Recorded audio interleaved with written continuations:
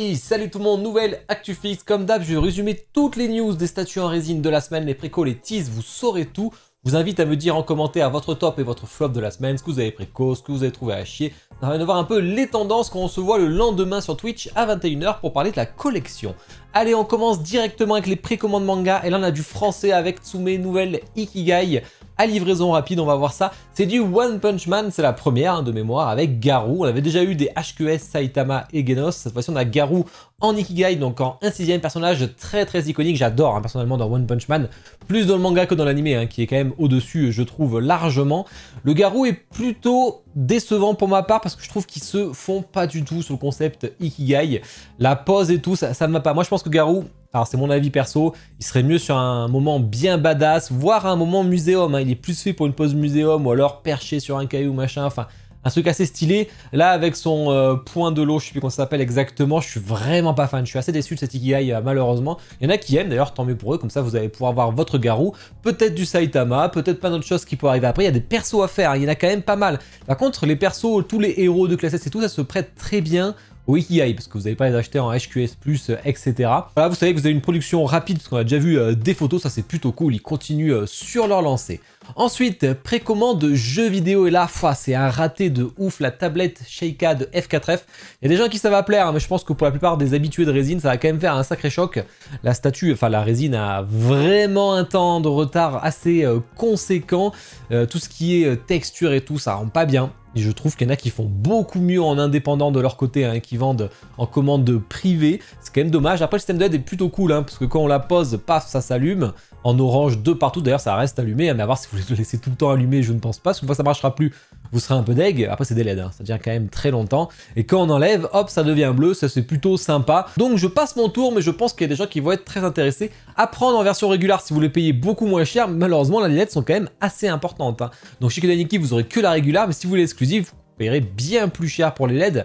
Mais ça me paraît indispensable pour celle-ci en tout cas. Précommande Marvel, juste peu de statues, enfin que des toutes petites avec Sabertooth qui arrive pour rejoindre le X-Men Wolverine qu'ils avaient pu faire avant, un dixième chez PCS.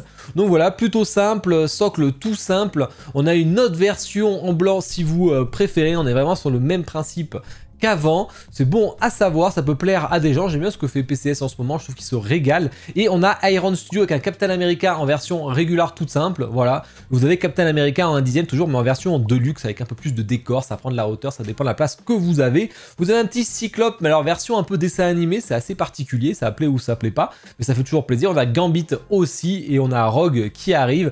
Voilà, vous avez le petit trio de persos. Précommande d'ici la Iron Studio, ils en vont toujours par vague, ça c'est chiant. On a Raven, j'aime beaucoup le concept de Raven, il est vraiment cool. Ça en un quart, ça aurait déchiré. C'est quand même assez dommage de ne pas l'avoir en un quart. En tout cas, c'est une belle statue Iron Studio, ça, je pense que ça va intéresser pas mal de monde. Préco, film, série télé. Alors ici, on a Boromir, ça y est, ça fait longtemps qu'on l'avait vu deux fois au showcase, ça y est, il est en préco, un quart, poste très iconique dans le film, j'adore Boromir, moi en plus dans la communauté d'Anneaux, c'est un de mes personnages préférés, je trouve qu'il est excellent. Par contre, il faut aller chercher la version bonus part qui est limitée là, parce que on a vraiment le visage qui est beaucoup plus ressemblant par rapport à la scène.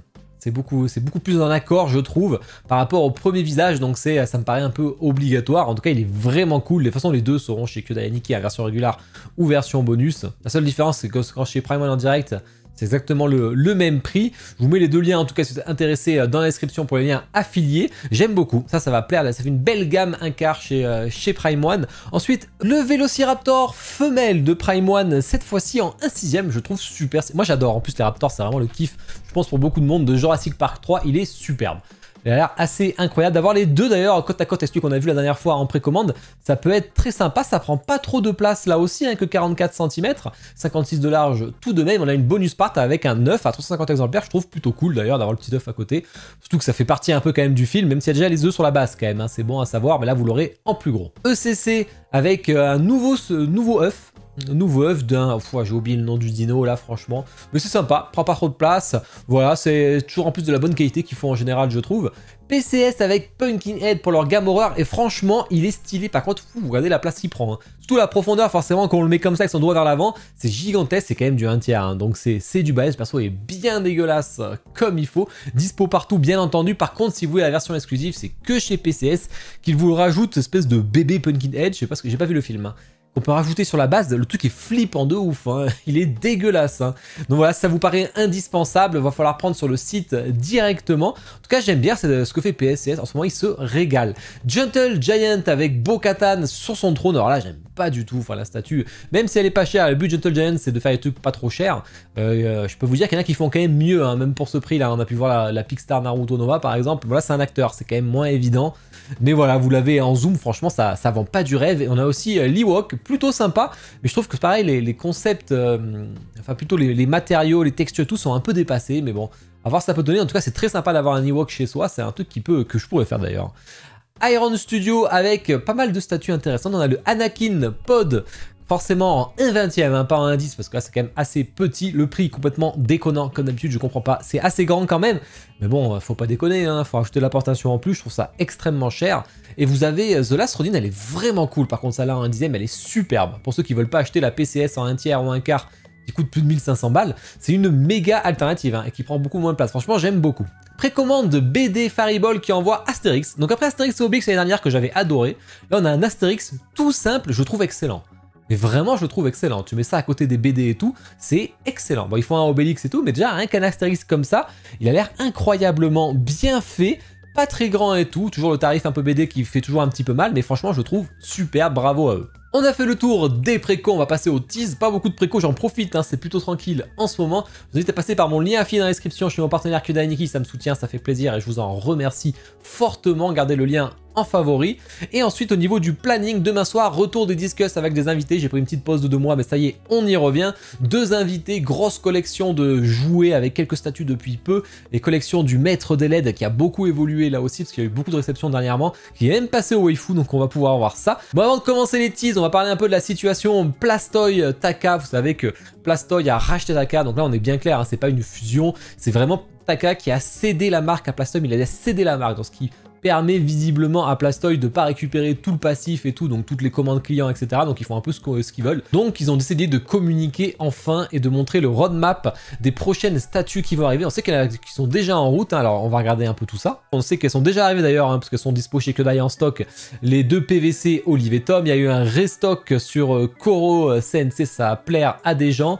Et en livraison qui vont pas tarder, on a quand même la statue Olive et Tom qui est en transit. Pareil pour le buste de Gon, et du coup je vous avais dit Overlord, ça fait plaisir quand même, donc ça va arriver visiblement en mars 2024, donc ça sera chez vous. Là c'est bien, c'est qu'ils ont pu sauver le truc, parce que visiblement Taka serait passé en faillite sans Plastoy, donc ça, ils ont pu récupérer que ce qui leur intéressait. C'est là que c'est un peu dommage, c'est là que ça n'a pas été très clair dès le début, hein, c'est clair depuis quelques jours seulement. Ensuite en Q2 2024, on aura la Itachi Kisame PVC qui est très cool, hein, elle est déjà en prod, donc le but c'est de sortir directement. C'est du PVC, j'en parle, parce que c'est quand même assez important.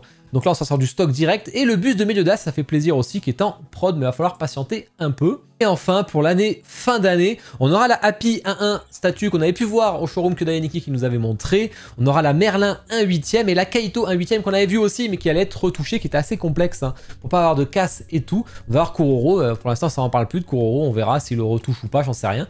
En tout cas, c'est tout ce qu'on sait pour l'instant, on sait pas grand chose. Et je vous ai mis un peu en détail sur Discord, là, parce que le CM de Plastoy a répondu à pas mal de questions, notamment qu'ils ne récupéraient pas, ou alors ils sont pas intéressés, genre, on sait pas trop, hein. En tout cas ça fait pas partie du périmètre de récupération sur Yu Hakusho, donc ça pue pour mon Yusuke que j'avais précommandé.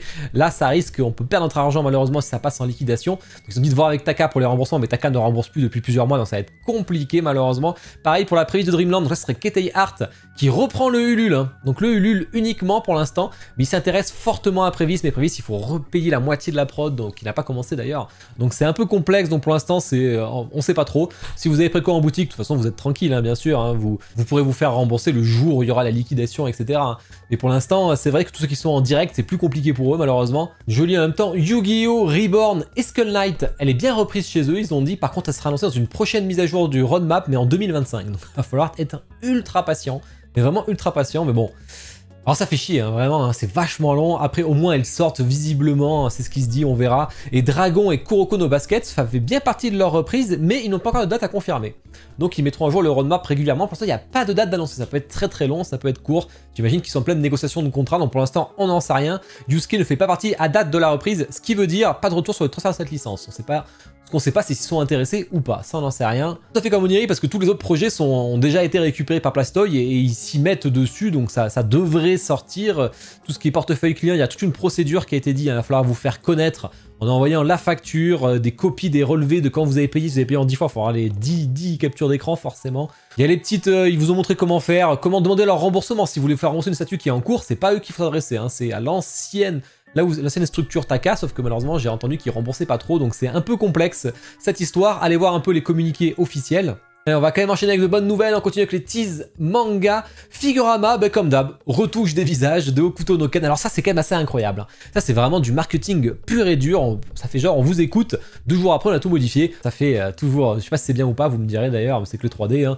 Et Chainsaw Man qui a été annoncé. On a pu voir aussi du coup le personnage principal de près. Est-ce que là ils vont retoucher les visages? Je ne sais pas vu qu'il n'y a pas de tête. Donc c'est lui contre le mec à l'épée là visiblement. Donc ça c'est ça. Ensuite X Collectibles avec Pain 1 et 8ème. Texturé visiblement, donc ça me plaît pas sur le manteau de la Katsuki. Tous les Pain, voilà, c'est bien pour ceux qui veulent pas la 1/6 de Pixar, vous avez cette solution qui sera big. Future Gadget Corporation qui montre un peu des teases pour continuer sur Cobra en 1/4. On verra ce que ça donnera, en tout cas ça a l'air plutôt bien réussi. Ils ont lancé Hellsing aussi, alors ça c'est surprenant. On va voir la Figurama qui commençait à dater, on va avoir une nouvelle qui en plus c'était super top, donc ils ont vraiment un truc à faire de plus. Je suis assez curieux de voir ce que ça va donner. Et enfin, là je connais pas du tout, The Unchallengeable Daytarn 3, inconnu total. Voilà, on peut voir qu'ils vont faire ça et on a 2 autres petits teases en plus. Tease jeu vidéo Unicards qui a dit que la précommande de la Yori Yagami en 1 ne va vraiment pas tarder. Bon à savoir, il a l'air stylé. Tease Marvel Sideshow Electra en 1/4, ça va pas tarder là non plus. Et tease film série télé. On a PCS avec Conan, l'épée est plutôt stylée hein, en 1/2. On a pu voir les muscles avec les veines là aussi. On voit ici visiblement il y a des variantes avec la base au niveau de son costume et tout. Ça m'a pas l'air ouf, hein, mais bon, à voir de près. Unicron Transformers qui arrive. Il a l'air assez badass, le type, on dirait Galactus un peu. Et PCS qui continue sur Killer Clones, ça a l'air assez intéressant pour ceux qui aiment une game horror là aussi. Je connais pas du tout ce film, mais franchement le personnage a l'air super bien réalisé. Le Terror Dog côté Ghostbuster qui va arriver là aussi. Et Twitterhead qui annonce que Pantro, ça va pas tarder l'après-coup. On voit les 2 persos derrière aussi possiblement. Plutôt sympa. Iron Studio qui a annoncé avoir la licence Avatar, ça c'est une très bonne nouvelle pour les fans. Et tease autre, Unicards qui a montré ça y est le prototype peint cette fois-ci de Kitsune qui franchement est très belle. C'est celui qui avait fait la sirène. Là vous l'avez en Kitsune, franchement j'adore. Et ben voilà, on a fait le tour. J'espère que ça vous a plu. En tout cas, n'hésitez pas à me le dire en commentaire, hein, c'est très important. Likez la vidéo, vous abonner ce n'est pas déjà fait, tout ça pour me soutenir comme d'habitude. J'espère que vous avez vu la vidéo de vendredi hein, sur le SNK Prime One qui passe de 3600 à 1500, c'est assez fou. Il y en a une des meilleures statues Prime One qui ait pu être faite. Hein. Et je vous souhaite tous une bonne soirée. Ciao.